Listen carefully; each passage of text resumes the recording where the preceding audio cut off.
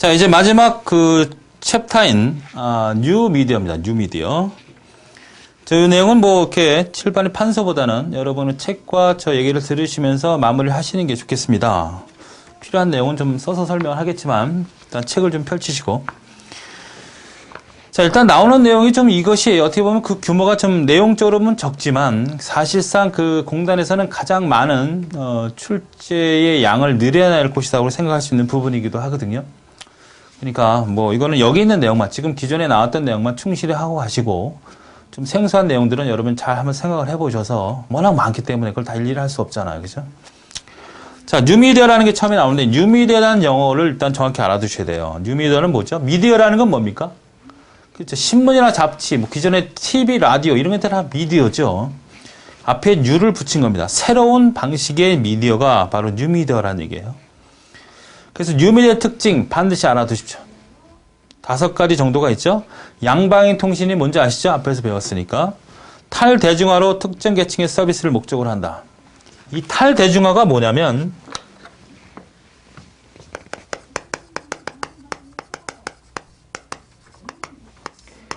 옛날에는 대중성을 확보했죠. 대중화대한 매체를 이용했다는 얘기가. 그러니까 일대 다의 개념이죠. TV나 라디오 같은 건 어때요? 신문이라는 것은 하나의 회사라 해서 모든 사람에게 같이 보내는 형태의 이런 모습을 가졌다면 지금은 어떻게 돼? 탈대중화는 1대1이란 말이에요. 그렇죠? 다대1이라고. 이게 무슨 말이에요? 한 사람을 맞춰 주어지는 그런 메디아라는 얘기죠. 1대1로 홍보하고 광고하고 뭐 서비스를 한다는 얘기고, 혹은 많은 업체가 한 사람을 위해서 서비스하고 제공하고, 그치? 정보 교환하고, 이런 형태가 탈대중화라는 거예요. 그러니까 기존에는 하나의 회사에서 많은 사람의 고객을 관리했다면, 대상으로 어떤 일을 추진했다면, 지금은 어떻게 1대1이나 다대1의 개념, 거꾸로가 되는 그런 개념이 탈대중화다. 그것이 이제 새로운 뉴미디어의 특징이라고 보시면 되겠습니다.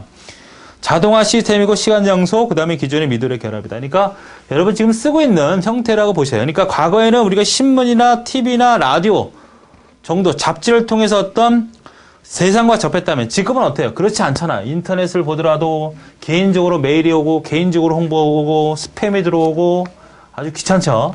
핸드폰에 개인적으로 막 메시지가 들어오고, 이런 것들이 다 탈대중화를 위한 새로운 뉴미디어 체계라는 것을 기억하시면 되겠습니다. 그 다음에 세 번째, 뉴미디어의 분류가 아주 잘 나와요. 그러니까 그것을 구분하셔야 되죠. 유선형이다. 유선형이라는 것은 통신 케이블. 케이블이 실제로 보일 수 있는 그 케이블이냐? 무선이다. 무선. 대표적인 건 뭐야? 케이블 TV 유선은, 무선 형태는 위성통신, 패키지형은 묶어서 한꺼번에 처리되는, 그러니까 VTR, 비디오 탭. 이것도 역시 조금은 이제 얼패가 있는 이런 분류지만 반드시 암기해 두셔야 되는 내용입니다. 그래서 뉴미디어 종류에서 첫 번째 케이블 TV가 나오지 않습니까? 뭐 케이블 TV 여러분 잘 아는 내용인데 줄 치세요. 그 다음에 보면 기본 구성 요소에는 3가지가 있다는 거. 헤드엔드와 중계 정속망과 가입잡 설비 이렇게 나와 있죠. 좀 어려운 말인데 헤드엔드는 뭐냐면 송출부예요.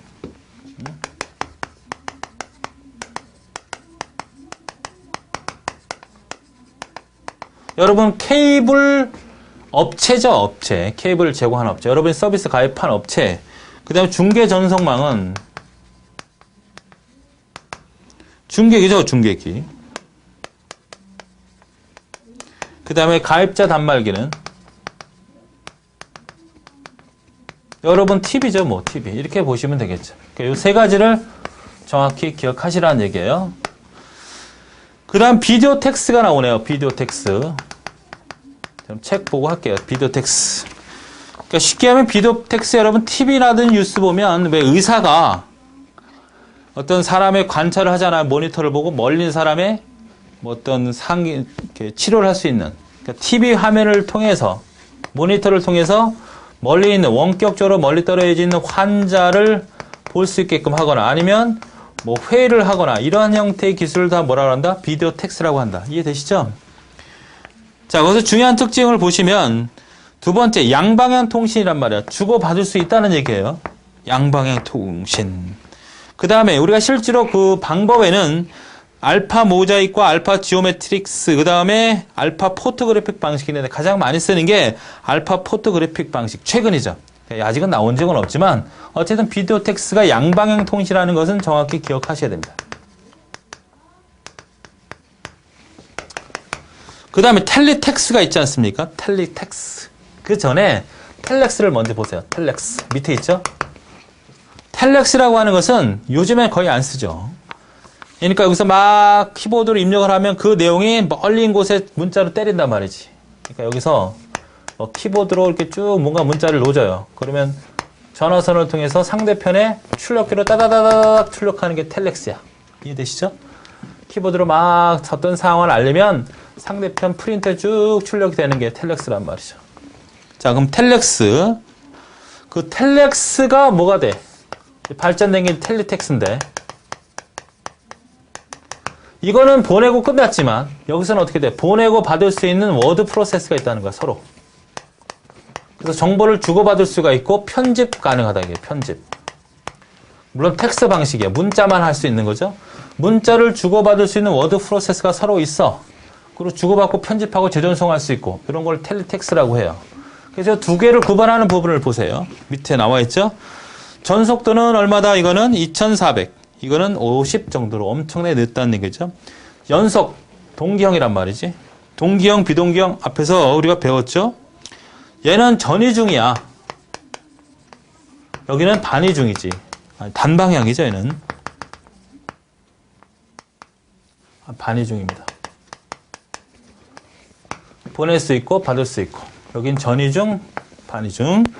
자, 그 정도만 구분하시고 전송 코드는 뭐 아스키를 쓰고 여기는 바우도트 코드를 쓴다는 정도. 그 다음에 텔리텍스는 뭐냐? 이거는 여러분이 뭐냐면 그 TV라든지 뉴스 방송으로부터 오면 이렇게 TV야, TV. TV가 있지 않습니까? 그러면 여기에 막 스포츠 해가지고 막 자막이 막 가잖아요. 이게 텔리텍스입니다. 텔리텍스트 아시겠죠? TV 방송 뉴스 같은 데 보통 많이 나오잖아. 막 자막이 깔리는 형태. 이런 형태를 텔리텍스트라고 보시면 되겠고 얘는 역시 단방향이라는 거 기억하세요. 단방향. 그 다음에 HTTV는 다 아시겠고 고화질 TV고요. 그 다음 팩시밀리가 나오지 않습니까? 팩시밀리 뭐 팩스입니다. 팩스. 그 정도 보시면 되겠고 그 내용에 대해서 이제 기출문제를 쭉 보시면 어떻게 공부를 해야 되는지가 나와요. 충분히 뭐 여러분이 알 수 있을 것 같고 그 다음에 이제 멀티미디어라는 말이 나오죠. 이것도 이제 멀티미디어에 대한 얘기인데 이거는 이제 그 압축 기술만 정확히 파악하시면 되겠어요. 그러니까 정지화상의 표준이 어떤 거가 있을까요? 거기 보면 JPEG 있잖아요. 이거 JPEG.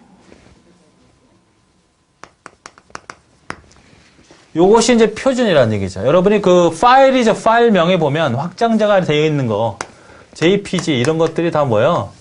이런 그래픽 파일이지 않습니까? 이 파일명에 따라서 그 어떤 화상 정보가 뭐 그림이 이렇게 있다면 이것이 0과 1로 수록된 형태가 다른 거죠.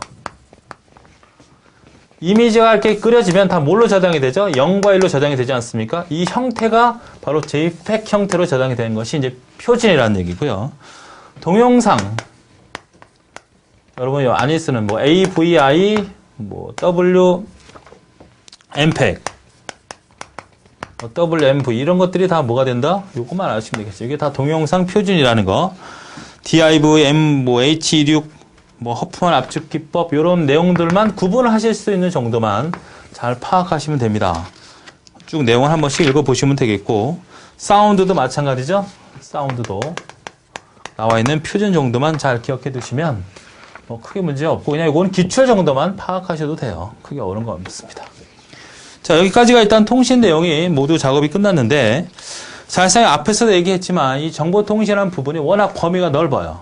그리고 계속 새로운 기술이 등장이 되고 공단에서도 그런 새로운 기술에 대한 어떤 부담을 갖기 때문에 최근 기술을 막 문제로 내려고 하는 그런 시도도 있었고 많이 냈고 그래서 그런 부분들에서는 따로 어떻게 공부할 수 있는 방법은 지금 현재 없죠.